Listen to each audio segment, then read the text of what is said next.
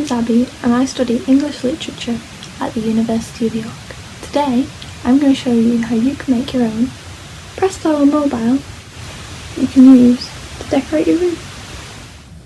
For this project you will need some clay. I'm using oven baked clay, but you can use air dry clay if you want. Some twine or string, some scissors, glue. I'm using one that will protect my project from the weather so I can hang it outside. A cookie cutter or glass, and finally some flowers, leaves and twigs. The best part about this is you get to go out into nature to find the flowers and leaves you need. Getting outside can be really fun and exciting. To make sure our flowers last a long time, we need to press them.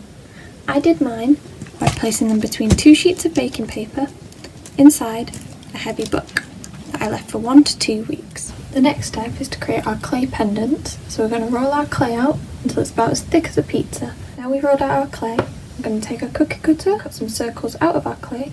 I'm going to make about 12.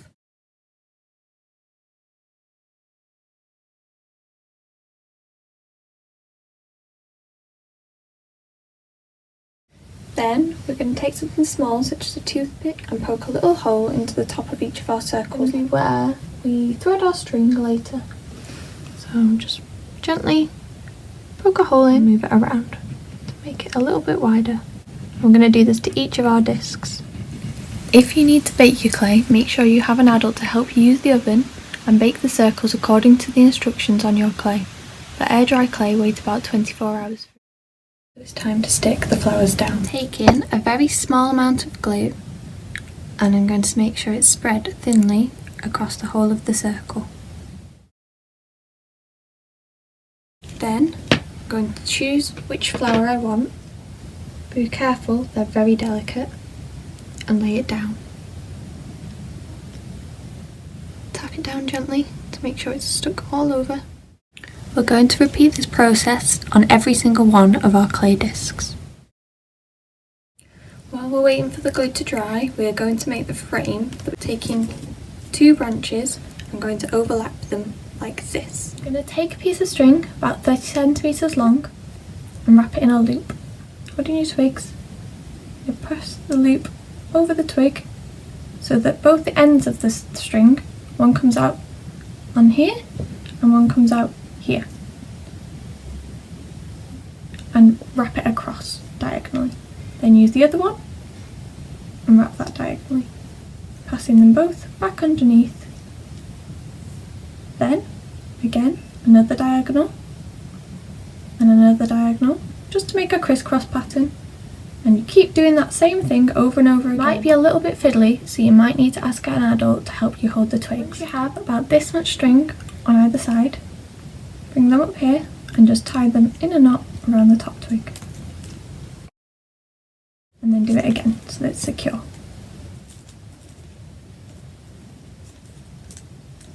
Next, I'm going to take another branch, take a string, and do the same thing here. Finally, we'll add our last branch to make a square, and then we'll tie it both here and here. Now that our first layer of glue has dried to the touch, we're going to take a second layer, apply that all the way over the top in order to seal in our flowers. And once we've done all of them, and wait for them to dry again. Now that these have dried, we're going to cut some string out. I've cut 12 pieces. Take 1 piece and thread it through one of our discs. Next, you want to tie both of these ends in a knot. Put both together, tie them in a loop, press both ends through the circle and pull. We'll do this for every single one. So we're going to take the frame we made earlier, tie the decoration to it by passing the thread through, getting the loop, taking the decoration, passing that through the loop and allowing it to hang down. I have 12 decorations, so I'm going to tie 3 to each side. I'll do a second one. So I'm going to take the decoration, going to pass it, the thread under here, get the loop, pass the decoration through the loop pull it up so that the knot is formed. Once all your discs are hanging from the frame, I'm going to cut 3 more pieces of string. I'm going to take the first piece and tie it in the middle of this side. And then I'm going to do the same again to make it secure. And then take this end and tie it around this side.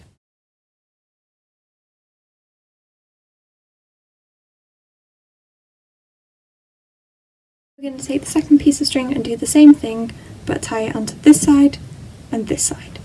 You can see that the 2 pieces cross in the middle.